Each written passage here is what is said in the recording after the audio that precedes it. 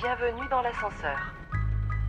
Bienvenue dans ce hors-série expert de Bienvenue dans l'ascenseur, le podcast qui explore les trajectoires de celles et ceux qui réussissent à gravir l'échelle sociale. Aujourd'hui, nous allons parler de mobilité sociale, mais sous un angle inédit. La France est souvent décrite comme un pays où la reproduction sociale est particulièrement forte, où l'ascenseur social serait en panne. Pourtant, les recherches de mon invité apportent un éclairage différent. Michael Siksik est chercheur en économie et s'est récemment penché sur la mobilité sociale sous un prisme nouveau, celui des revenus. Ses travaux apportent une mesure plus fine de la transmission des inégalités entre générations et permettent des comparaisons internationales plus précises. Et surprise, la situation française ne serait pas aussi figée qu'on le pense. Nous allons donc voir avec lui ce que révèlent réellement les chiffres, en quoi sa méthode est innovante et ce que cela change dans notre compréhension des trajectoires sociales en France. Bonjour Michael. Bonjour. On entend souvent que la France est un des pays où la reproduction sociale est très forte, voire la plus forte. Pourtant, vos études semblent dire le contraire. Pouvez-vous nous expliquer ces contradictions statistiques ? Je pense qu'il n'y a pas vraiment de contradiction. Comme souvent, en fait, c'est ni tout blanc, ni tout noir, c'est plutôt gris, en fait. Donc, il faut savoir de quoi on parle. Et quand on regarde bien dans le détail, en fait, il n'y a pas de contradiction, il n'y a pas de complot. Il y a les deux. C'est-à-dire que les inégalités se reproduisent en moyenne, en partie, d'une génération à l'autre. Donc ça, c'est un fait. Les enfants de familles aisées ont clairement plus de chances d'être parmi les plus aisés que ceux des familles modestes. Mais il y a de la mobilité. Pour un même niveau de revenus des parents, les revenus des enfants varient fortement. On a des mobilités ascendantes et descendantes aussi. Et finalement, le revenu des parents influence celui des enfants, mais est loin de le déterminer entièrement. Quelles sont en fait les limites des indicateurs traditionnels qui sont utilisés pour mesurer la mobilité sociale, c'est-à-dire le diplôme, la catégorie socio-professionnelle des parents, etc. Le problème, c'est que mobilité intergénérationnelle des revenus ou des groupes sociaux, ça recoupe pas les mêmes réalités. Et ils sont pas toujours hiérarchisés, ils n'ont pas les mêmes contours entre pays. Et surtout, ils peuvent changer dans le temps du fait de la structure de l'emploi qui change au cours du temps. En fait, c'est des catégories socio-professionnelles et donc le revenu, il peut fortement varier à l'intérieur même d'une catégorie. On peut peut-être s'en attrister, mais c'est vrai que le revenu a pris une importance très forte. Donc on regarde, on se compare par rapport au revenu, plus par rapport au revenu que par rapport à sa catégorie sociale. On met beaucoup en avant les inégalités de revenus et donc il m'a paru important de regarder cette mobilité sociale sous l'angle des revenus. Et du coup, en quoi, en fait, est-ce que c'est une avancée par rapport aux études classiques ?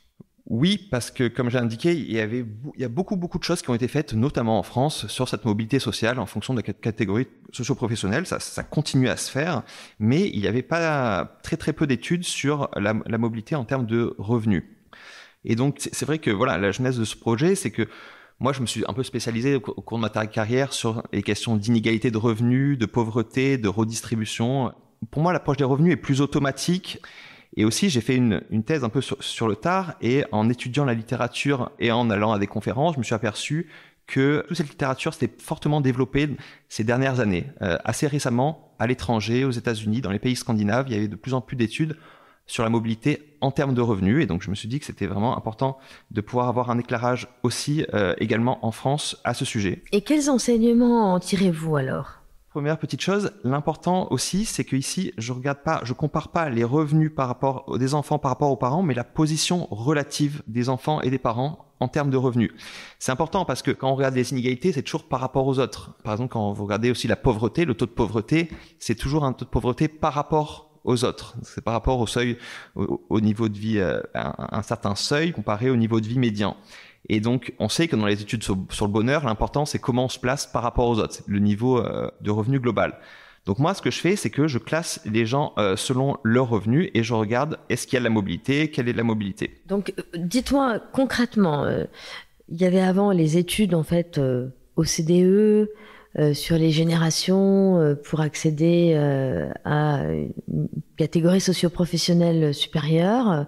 Et puis, il y avait aussi des pourcentages d'enfants d'ouvriers qui allaient devenir cadres, etc. Donc, d'ailleurs, est-ce que vous pouvez nous les redire, ces chiffres ? L'idée, c'est de dire, au bout de 6 générations, une personne qui est très pauvre, au niveau du premier dixième de revenus, elle met 6 générations à atteindre le milieu de la distribution des revenus.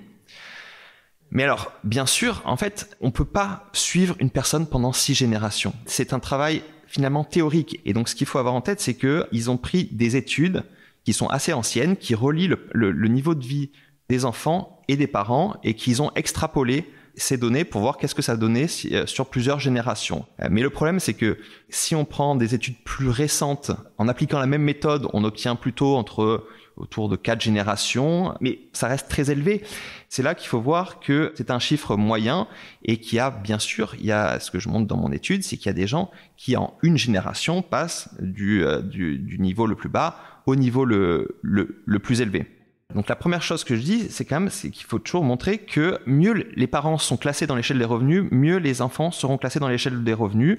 Je montre que les enfants de familles aisées ont 3 fois plus de chances d'être parmi les plus aisés que ceux des familles modestes. Voilà, il y a cette inégalité qui se reproduit.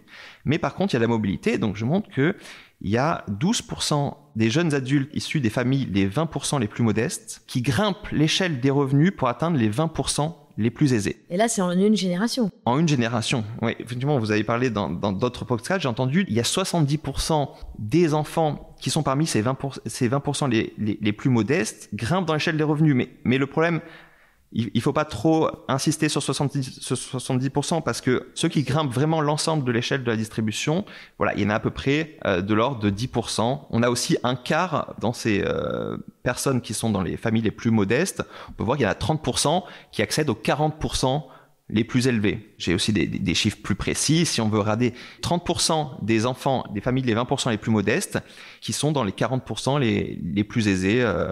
Donc il y a de la mobilité quand même. Donc il y a de la mobilité. Après, on peut regarder encore de façon plus fine les mobilités très très très ascendantes. Donc des 10%, ceux qui sont dans les 10% les plus modestes.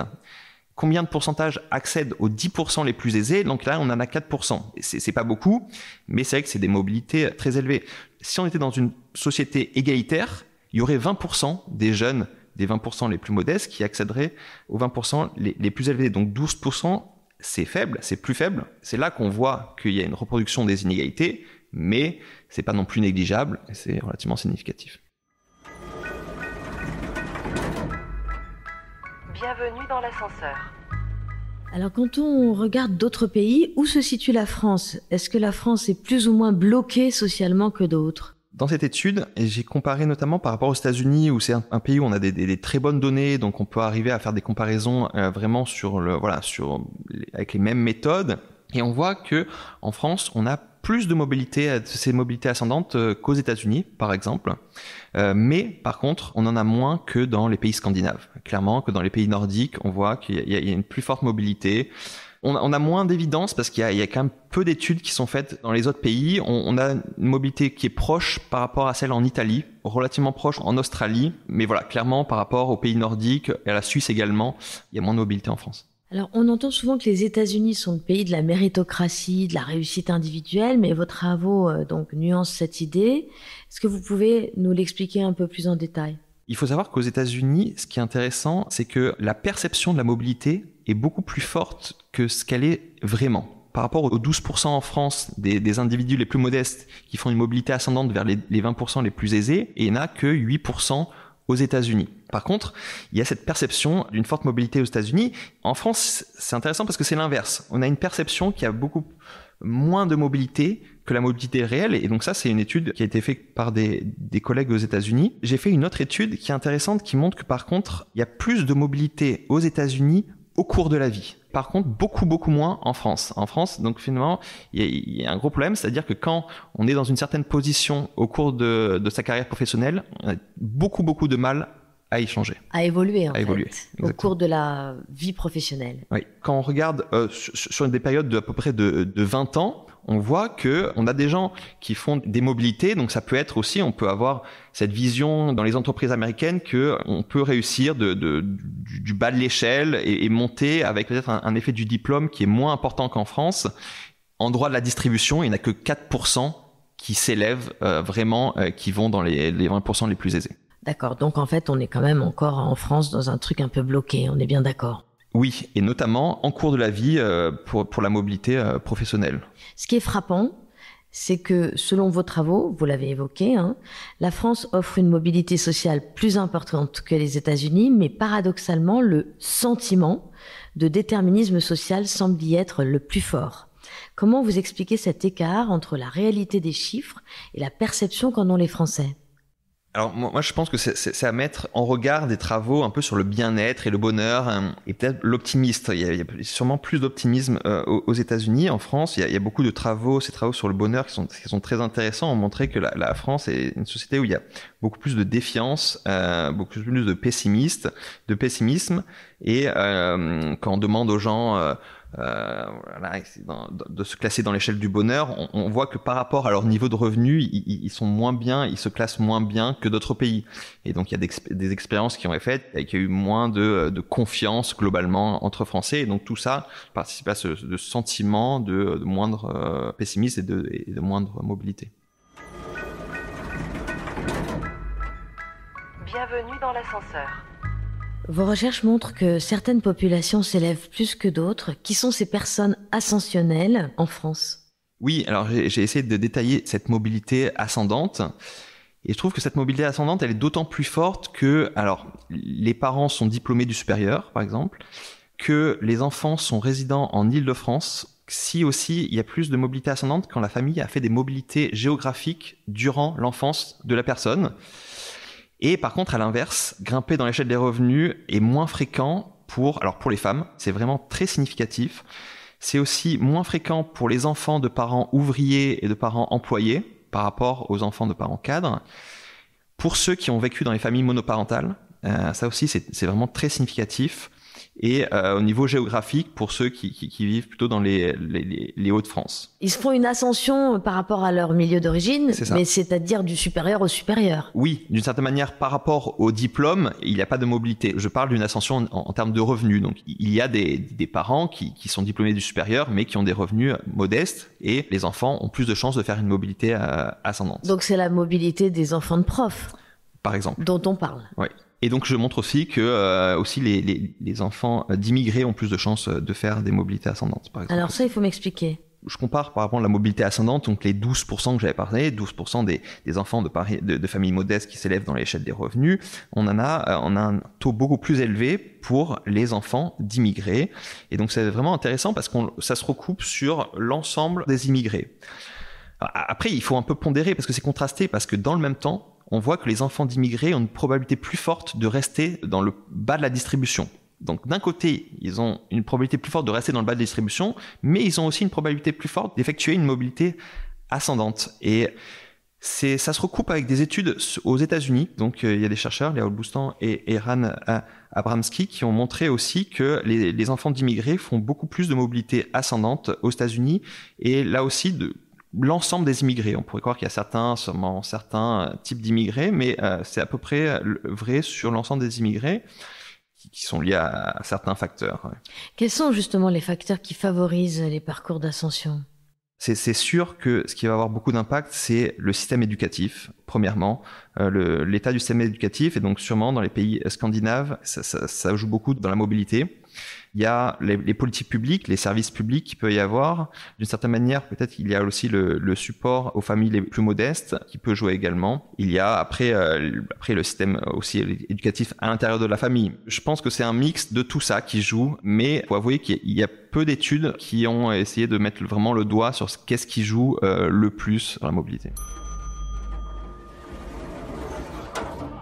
Existe-t-il des indicateurs qui permettent d'isoler le rôle des efforts individuels par rapport aux facteurs structurels que sont la famille, l'école, le réseau ? J'ai fait une autre étude, je pense, qui est intéressante sur le sujet, c'est de voir l'effet de la famille au sens large. Parce que pour l'instant, on a parlé de l'effet du revenu des parents ou du diplôme des parents. Mais en fait, si on regarde quelle est la part de la différence de revenus qui est liée au revenu des parents, au diplôme des parents. En fait, on voit que c'est très faible. C'est seulement 10% de la variabilité des revenus entre vous et moi, entre une personne et une autre, la différence de revenus, seulement 10% est lié aux revenus de ses parents, au diplôme de ses parents, y compris la catégorie socio-professionnelle, tout ce qu'on peut mesurer comme ça, qui est lié aux parents. Seulement 10%. Donc c'est très faible. En moyenne, il y a seulement une très faible partie du revenu qui est expliquée par les revenus des parents.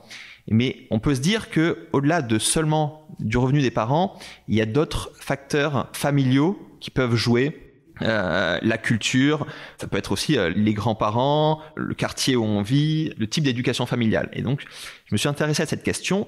Et l'idée originale, c'était d'utiliser les fratries, de comparer les revenus entre frères et sœurs, parce qu'on va se dire, frères et sœurs, eux, ils partagent le même type de culture, de patrimoine culturel, génétique, le type d'éducation. Donc, j'ai comparé le revenu entre frères, entre sœurs, pour pas avoir des différences de genre, et comparé par rapport à deux personnes qu'on prend au hasard. Dans la population, elles sont séparées à peu près de 3 déciles, si on les range sur une échelle de 100. Sauf que si on compare deux frères, ils vont être beaucoup plus proches. Donc, ils vont pas avoir le même revenu, mais ils vont être plus proches. Il y a autour de 2 déciles de différence. Et donc ça, on peut montrer qu'environ 30% de la variabilité d'un revenu, donc si on compare le revenu d'une personne à un autre, elle est liée à ce milieu familial au sens large, par contre. Pas seulement le revenu des parents, mais également ce qu'on peut pas mesurer comme l'éducation, le type d'éducation. Donc c'est clairement un facteur qui va jouer. D'ailleurs, cette éducation, ce type d'éducation va même, comme vous voyez que 30%, c'est bien supérieur à 10%, ça joue même plus que le revenu des parents en lui-même. Alors, l'ascenseur social repose-t-il avant tout sur des trajectoires exceptionnelles ou sur des dynamiques plus larges et collectives ? Si je montre que 30% de la variabilité des revenus est liée au milieu familial au sens large, ça veut dire que 70% est lié à autre chose, en fait. Donc, il y a eu d'autres études également où on essaie de séparer en fait les circonstances de l'effort. C'est d'abord une littérature qui est d'abord plutôt philosophique d'ailleurs. Comment séparer les inégalités qui sont liées, vraiment les inégalités des chances, celles qui sont liées aux circonstances et qui sont liées à l'effort. Donc l'effort individuel. L'effort individuel. Donc le mérite. D'une certaine manière, le mérite. Sauf que c'est très difficile à évaluer. Ce qu'on fait, c'est qu'on évalue l'effet des circonstances sur lesquels on n'a pas de prise, et puis après le reste est considéré comme de l'effort, sauf qu'en fait il n'y a pas que de l'effort, il y a avoir juste de la chance en fait. Bien sûr, les rencontres et tout ça, tout ce qu'on raconte dans ce podcast nous redit toujours ça, c'est-à-dire qu'évidemment on n'y arrive pas tout seul. Hein. Voilà, et donc voilà, on voit que les circonstances finalement elles expliquent à peu près un tiers de l'inégalité du niveau d'inégalité, ces inégalités des circonstances, mais sauf que et le reste c'est les papiers disent c'est l'effort, sauf qu'en fait c'est pas seulement l'effort, c'est tout le reste, y compris la chance, y compris les rencontres, y compris la vie. Ça s'explique beaucoup aussi, je pense, par le type d'éducation, et il y a aussi des parents d'immigrés qui ont des qualifications mais qui n'ont pas pu avoir la profession au niveau de leur qualification et qui en demandent sûrement plus à leurs enfants Oui, il y en a d'ailleurs dans ce podcast qui sont des enfants de familles comme ça, qui sont des familles en fait déclassées en raison de problèmes politiques dans leur pays d'origine, etc., qui donc ont dû faire une mobilité géographique et venir en France, mais qui sont totalement déclassés par rapport à leur niveau socioculturel d'origine dans leur pays d'origine. Et du coup, en effet, vous avez raison, ça se remarque ça. Oui, c'est exactement. Donc l'effet qu'on a sur les immigrés, il est aussi lié à l'éducation, il y a aussi au fait que des fois il y a la barrière de la langue pour les parents d'immigrés qui n'ont pas pu, même s'ils ont beaucoup de compétences, ils n'ont pas pu avoir le job qui va avec, du fait aussi de barrière de la langue, tandis que les enfants l'ont moins et du coup ont pu plus faire une mobilité de ce point de vue-là. Bienvenue dans l'ascenseur. Alors mon podcast donne la parole en fait à des personnes qui ont réussi une ascension sociale remarquable. Statistiquement, sont-elles des exceptions ou représentent-elles une dynamique plus large ? C'est une interprétation, c'est que est-ce que vous trouvez que 10% c'est élevé ou pas ? C'est pas des exceptions, ça commence à être significatif, ça fait partie d'une dynamique, ça reste pas du tout la majorité. Et ça reste insuffisant, on est bien d'accord. Ça reste très insuffisant et encore une fois, si on veut viser l'égalité, il faudrait augmenter ce taux. Alors, est-ce que leur donner une voix et une visibilité, comme on le fait dans Bienvenue dans l'ascenseur, est-ce que ça peut avoir un impact concret sur la mobilité sociale ? En d'autres termes, est-ce qu'on peut biaiser positivement le système en valorisant ces trajectoires ? On peut avoir tendance à essayer de mettre en avant ce qui ne va pas pour effectivement, comme vous dites, essayer d'améliorer les choses, diminuer les inégalités, diminuer la reproduction des inégalités. Et donc votre podcast, je pense, est très important pour ça, de montrer que ces ascensions sont possibles et qu'elles sont effectivement statistiquement significatives dans la population, parce que d'une certaine manière, ça peut donner de l'espoir, montrer que c'est possible, et pas dire que non, ça n'existe pas. Du coup, ça peut être très, très décourageant, sûrement. Michael Siksik, merci beaucoup pour cet échange éclairant. Ce qu'on retient de vos recherches, c'est que la mobilité sociale en France est peut-être moins figée qu'on ne le pense. L'angle des revenus permet d'avoir une vision plus juste et de nuancer certaines idées reçues, même si, bien sûr, il faut continuer à se battre collectivement parce que ça ne suffit pas. Continuer à développer une approche macroéconomique de ce sujet, bien sûr. Autre point clé de cet entretien, la perception du déterminisme social semble parfois plus forte que la réalité. Et ce décalage, est-ce qu'il joue dans les inégalités réelles ? C'est une question que vos recherches ouvrent et qui mériterait d'être approfondie, j'espère, dans un prochain épisode. Alors que faire pour aller plus loin ? Mettre en avant des rôles modèles, donner des perspectives à ceux qui doutent de leurs possibilités d'ascension, repenser nos critères d'évaluation de la réussite. Merci beaucoup, Michael Siksik, pour cet échange. Merci. Si vous aimez ce podcast, abonnez-vous, parlez-en autour de vous, partagez-le sur les réseaux sociaux et laissez un avis, sans oublier de noter 5 étoiles. C'était Bienvenue dans l'ascenseur, un podcast réalisé par Actuality. Montage et mixage, Romain Majewski. Musique, Kevin O'Leary.